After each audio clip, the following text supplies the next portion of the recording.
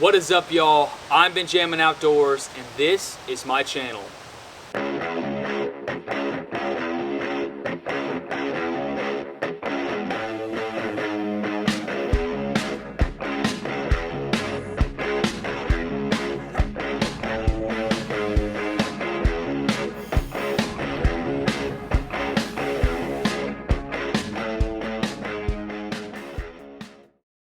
Welcome back, y'all. So today I picked up a project. As you can see, I'm in a new environment. I actually moved out of Florida, and my wife and I moved to Alabama, close to my family, and I'm actually going to turn this area into my new workshop. So behind me is a money maker. So I bought this solely to make some money, flip it fairly quickly. It is a 2.7 liter V6 turboed F150. 2016. It's pretty good shape overall. Few scrapes down the side, very few dents, which is great. I was told it had wheel bearing issues in the front and bearings in the carrier or on the pinion in the rear end. So I'm familiar with both those. I can do those fairly quickly. It should be a quick turnaround. I'm pretty excited for this. I should be able to get it done within the next week or so and sell it for a couple $1,000 profit, I hope.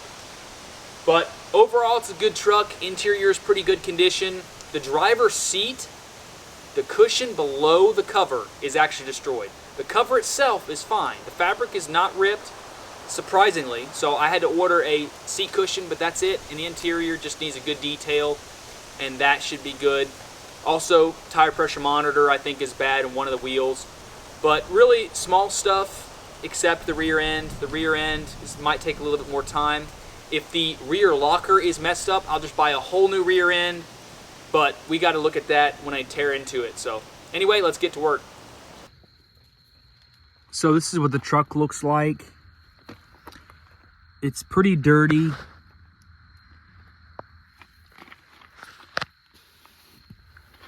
Seat cushion is basically gone from around here. Some good stains in it. You know, we're used as a work truck, so it was dirty, you know. But I'm going to replace this thing, and I'm going to get this thing detailed where it looks really nice.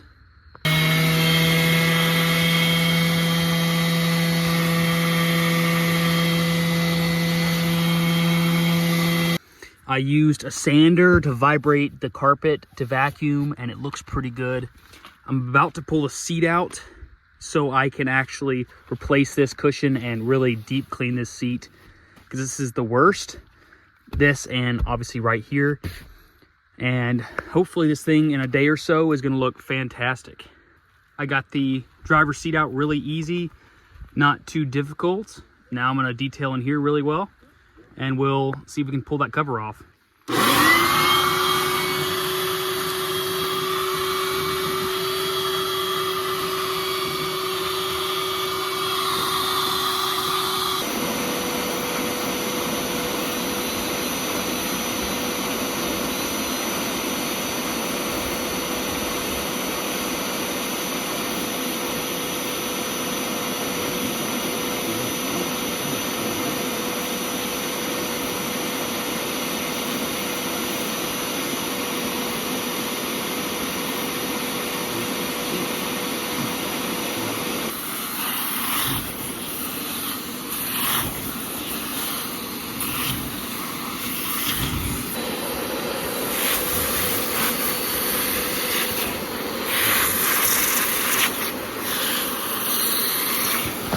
So I got the fabric off.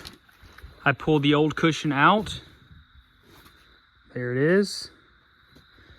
All you had to do was pop these latches off on the front of the metal frame, and you're able to start peeling it up.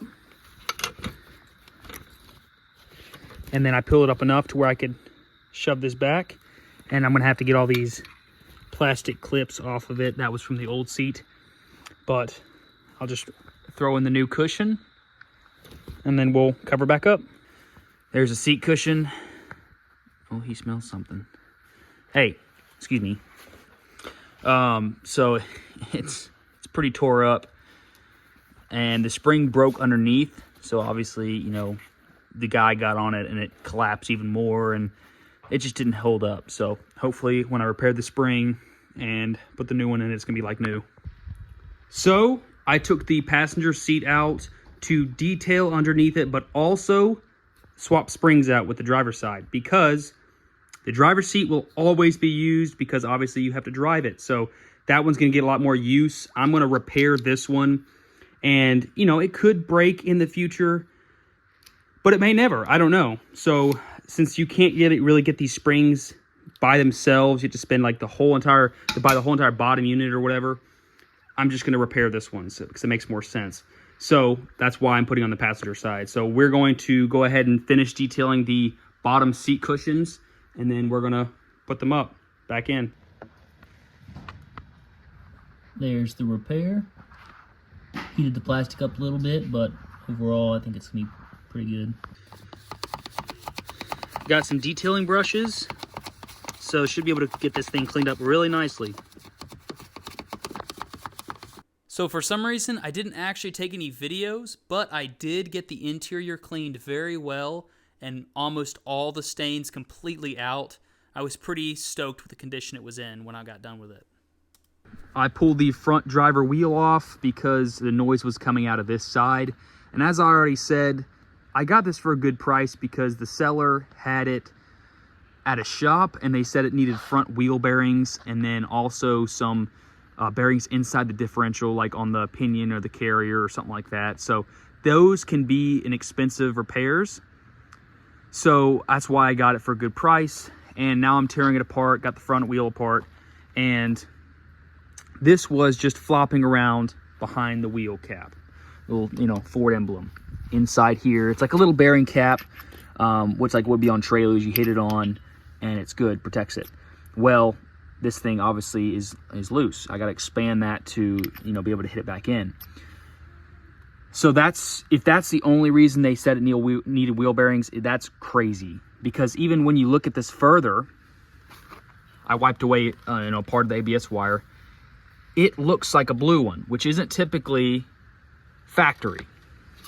I mean, it's really shiny, and you know, up here's dirty, so it's not brand new, but it's definitely, it looks like it's aftermarket. And if you look at the bolts, obviously, you know, they've been touched. It's not factory. So I really don't think that this thing needs to be replaced. When you spin it, it doesn't make a noise other than maybe dirt in the rotor and stuff like that, but that could be the only issue with up here. Of course, I'm going to test it further. I'm going to expand this, hit it back in, take it for test rides after I'm done, but I really don't think there's an issue with anything up here, which makes me mad if a shop said it needed front wheel bearings when it didn't. I got some expanding pliers, and I just basically went around and expanded it out, so I'm going to pop it back on.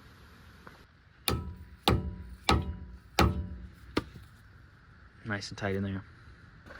So I'm under the diff, and I'm about to pull the plug to see if any metallic fluid comes out.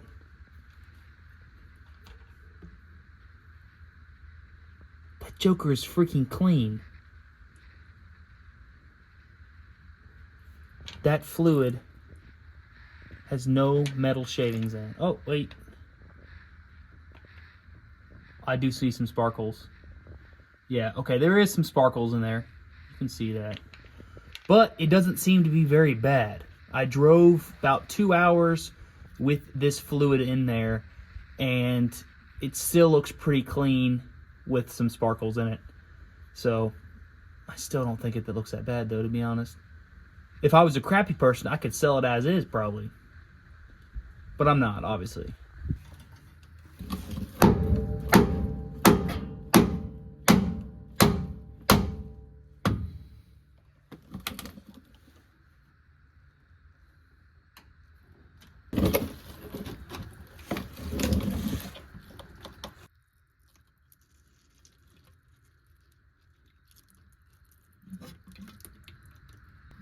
Doesn't look that bad.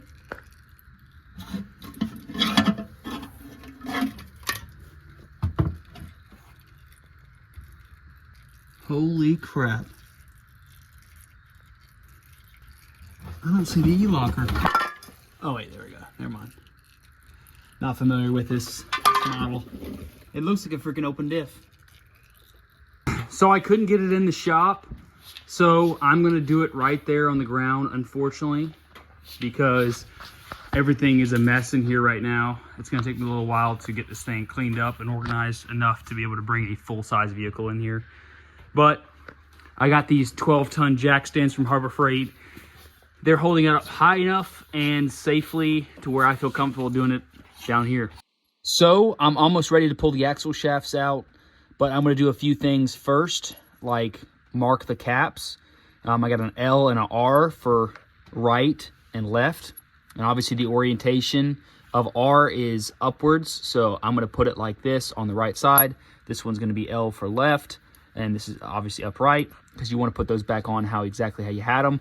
And then I'm also going to pull the pin out, which I already did for the center shaft pin right here. It's gonna slide out so I can pull the clips out for the axle shafts. So once I pull those clips out, I can slide those out, and then the carrier and the pinion will freely spin on its own, and I can actually do a test of backlash and do a pattern. So just to see what it looks like before I disassemble everything.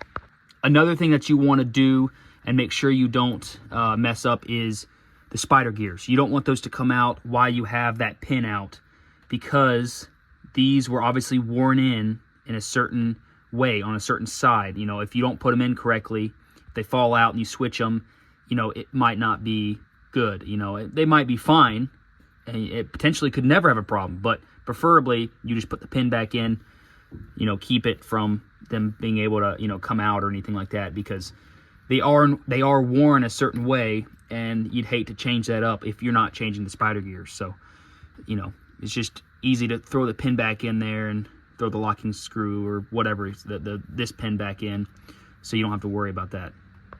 Now I'm gonna run the pattern.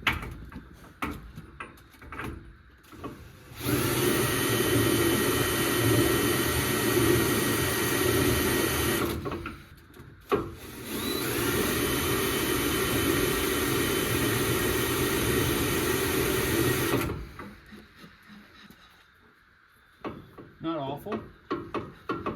I think it's good enough to be able to put it back exactly how it was. Overall, the pattern looks pretty good, considering it's got 180 on it. And I'm not putting new gears in here, so that's gonna be good enough. I'm just gonna put it back in the factory location with the factory shims and everything, and it should be good. So I'm looking at the backlash right now, and it looks right around 16 thousandths, which is a lot. Don't think it's supposed to be that much, so I gotta refer to the spec sheet, but I don't think it's that much. But hopefully putting the new bearings in it tightens everything up, but we'll see. I think the carrier's gonna fall right out. The bearings might be so worn out.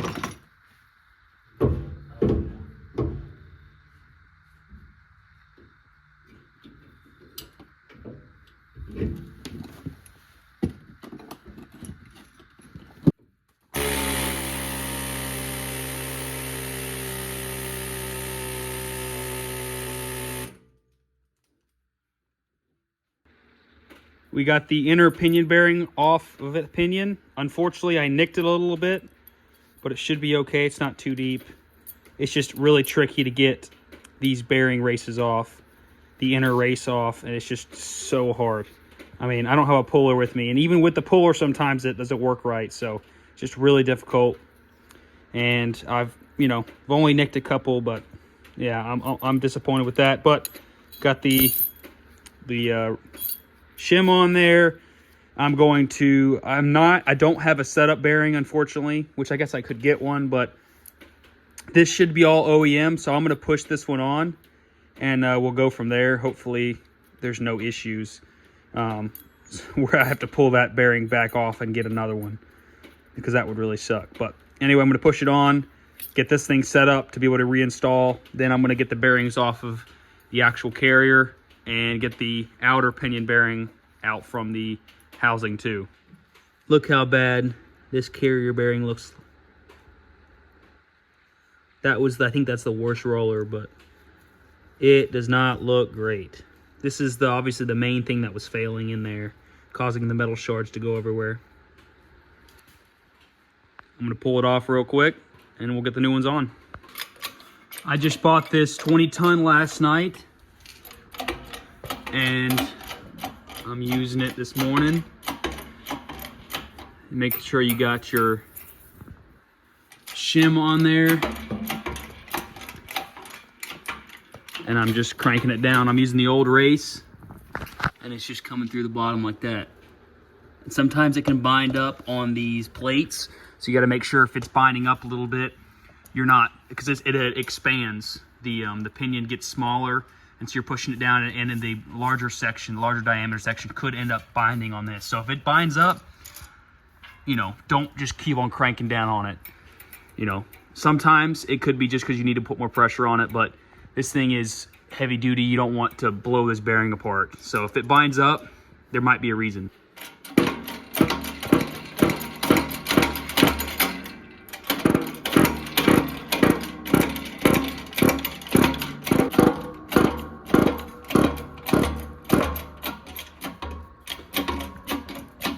Give it a couple more pumps, make sure it's tight, and I think it's good. So I got the outer race done. This new Professional Chief hammer gun is freaking sweet. About to go to the other side and knock this inner one out.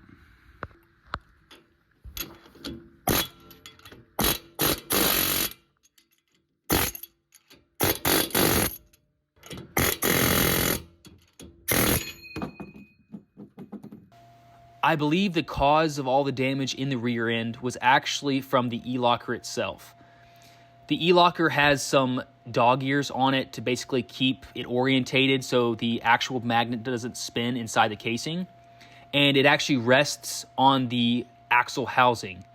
I believe it vibrated and made an indention in the actual casing over that 180,000 miles, which put metal shavings directly into the driver's side carrier bearing, which obviously caused it to fail and basically made other bearings fail after that. And it kind of just got worse as it went along.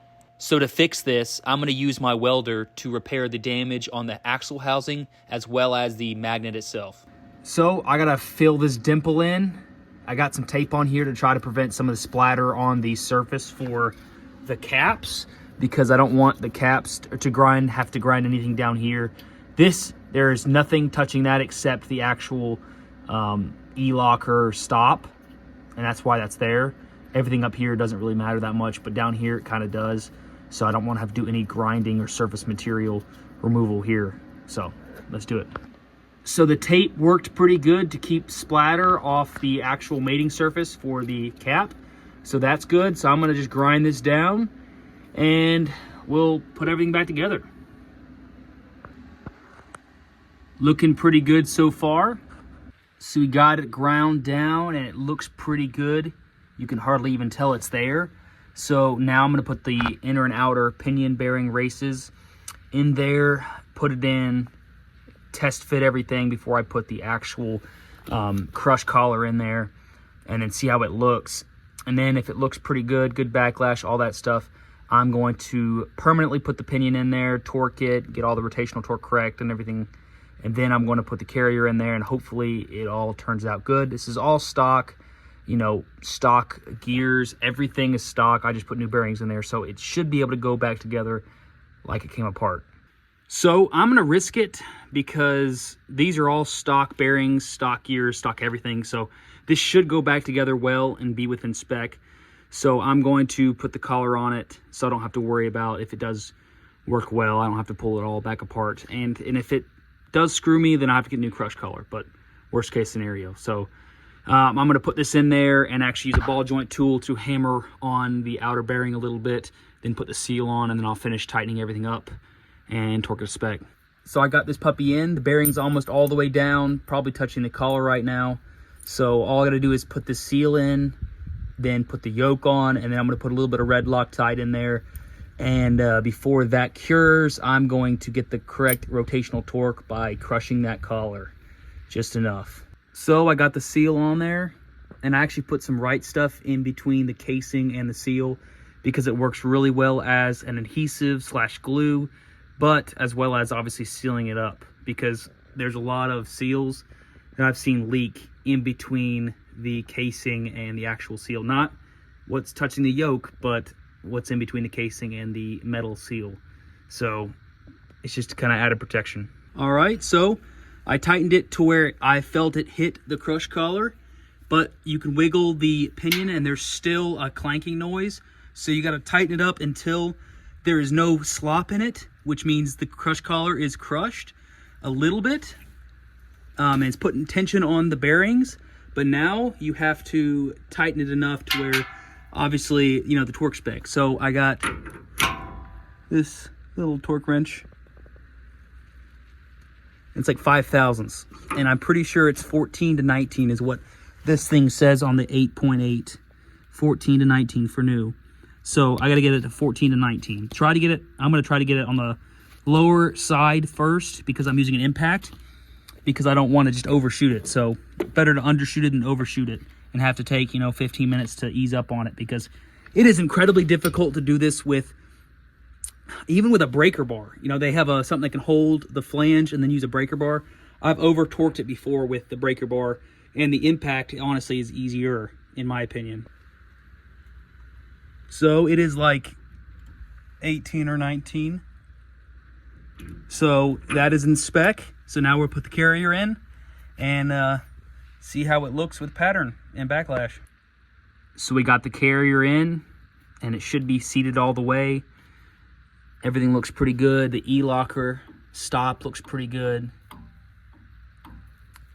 And the backlash, of course, the caps aren't on, but it feels fairly tight, tighter than it was. Of course, obviously it had worn out bearings, but still feels like it's pretty good.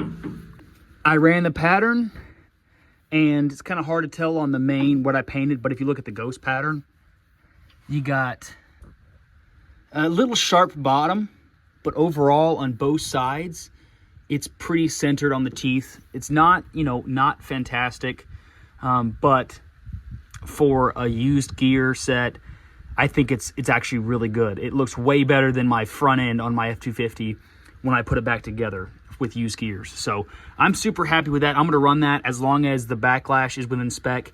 I would say this is an extremely successful rear end rebuild. So on the 8.8 on the Ford, if you go over here, it's a 6 to 10 backlash.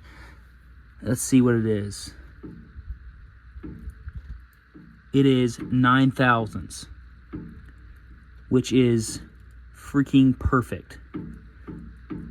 I couldn't be more happy. Pattern looks good. Pinion's already got the proper rotational torque. These caps are torqued. The E-locker's plugged back in. So all we have to do is throw these axle shafts back in, put the little C-clips back in, put the main shaft that goes through the carrier back in, and lock tight the bolt that locks it in. And then we can put some oil in it. So I made sure to clean the shafts and clean the bearings and the seals that were out here on the outer tube shaft. And then I put a little bit of assembly lube on the bearings and the seals to make sure that they were lubed before that fluid gets out there. I don't want to burn them up. So you want to push the shafts in until, obviously, you can put that little C-clip in. And then you push it back so you can put this pin back in. And oh, there we go. And then boom, you screw that back in. I'm gonna clean it off, put a little bit of Loctite in there, and then it should be good. And you can put the cover back on. Got to make sure that your E-locker is plugged in, obviously, too, and everything looks good. There's no crap in there, so when you put fluid in there, it's gonna mess it up. 50 feet. Yeah, but 40, no, more like 40, 50. 50, 60 maybe. Just have your foot over the brake, and yeah, just and if I tell you to apply the brake, just slowly. Yeah.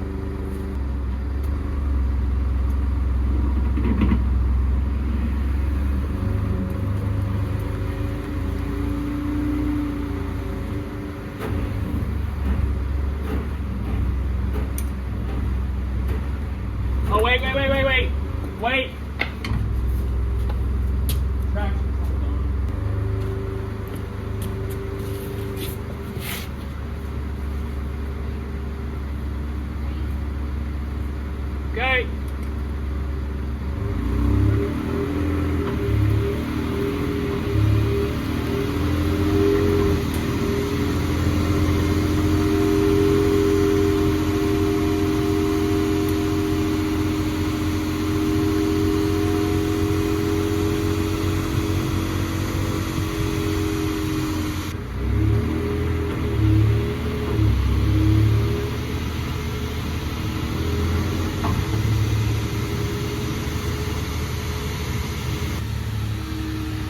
So I don't hear the sound right now. So it's either in the transmission whenever it's actually applied pressure, or it's in the front end or something. All right.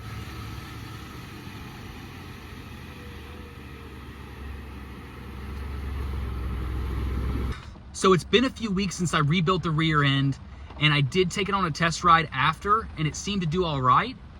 But there was still a sound coming out of what I think is the front end. When I bought it, I was told by the seller, a shop said it needed new wheel bearings.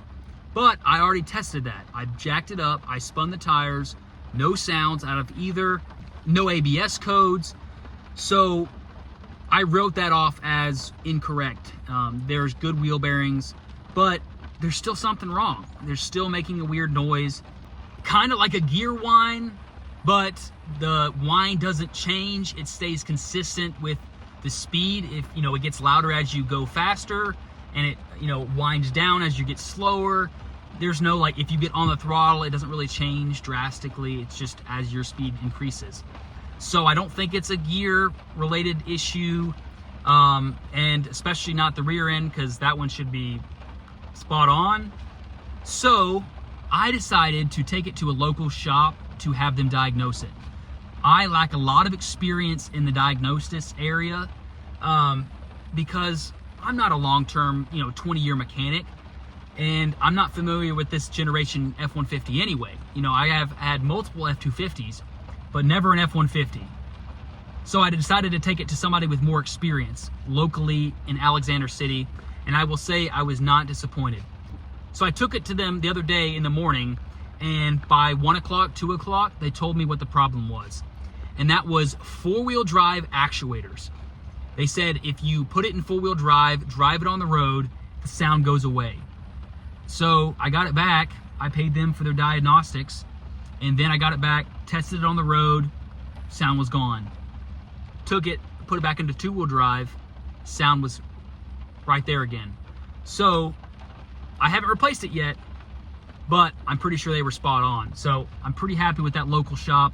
Now, these guys obviously knew this truck, and they said they've done the same thing. They replaced wheel bearings when it was the actuators. So they knew from experience that what this issue was exactly. So sometimes it pays to have someone else look at it. Even though I'm never gonna pay anybody to fix anything, it's nice to know that I can trust some shop to tell me what's wrong and not try to, scam me or anything. Anyway, I'm gonna go to some clips on the road to show y'all what it sounds like when I'm in two-wheel drive and four-wheel drive. So it actually just snowed here in Alabama this morning, which is pretty crazy. Doesn't normally happen, but we are actually gonna take the F-150 for a test ride, and I'm gonna show y'all what it's doing now, because the rear end seems to be good, but I still seem to have some noises coming out of it. So I'm not sure whether it's the rear end. Of course, I touched that, and so that concerns me. And I didn't really do any good videos when I first got the vehicle. I basically immediately tore into the rear end. So I didn't, when I drove it back the 2 hours, I didn't really pay attention to noises a whole lot, which I should have. I'm going to take you on the road though.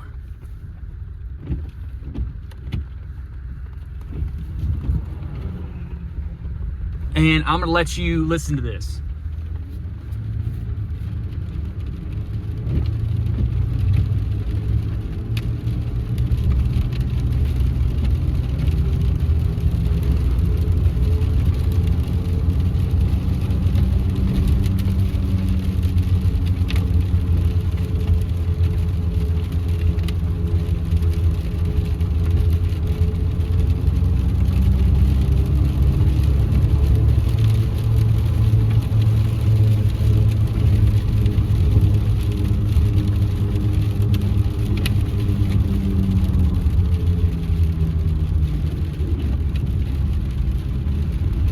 It kind of sounds like a gear whine, or maybe a little bit like a mud tire whine, but it definitely is not. It's not mud tires, because you can actually feel it in the gas pedal and everything.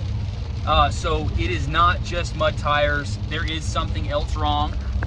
And I looked at a lot of different things. I did not put it up on 4 tires, all 4 wheels up off the ground, and put it in 4-wheel drive. I did not do that. But I thought, you know, maybe it was, you know, the transfer case, maybe it's the front diff, maybe the front diff spins when you're on the road and it makes a noise, but I don't know.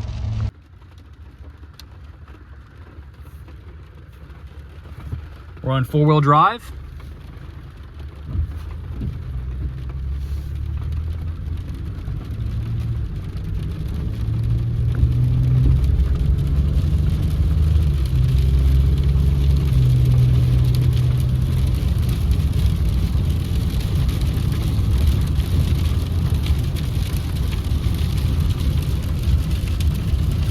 At 50 miles an hour.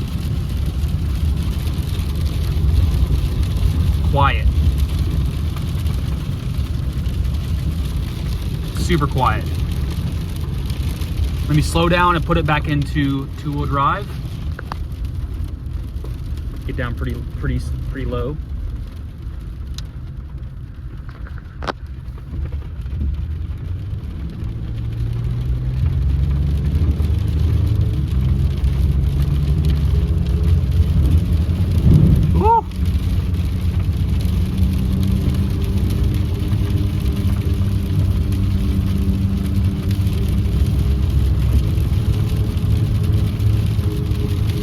There's the sound again. So I think that they were correct. It is actually the 4-wheel drive actuators. Now this is a fairly steep road, and I just had to put in 4-wheel drive. So the 4-wheel drive still works. The actuators still engage and everything, but for some reason they just make a sound when they're disengaged.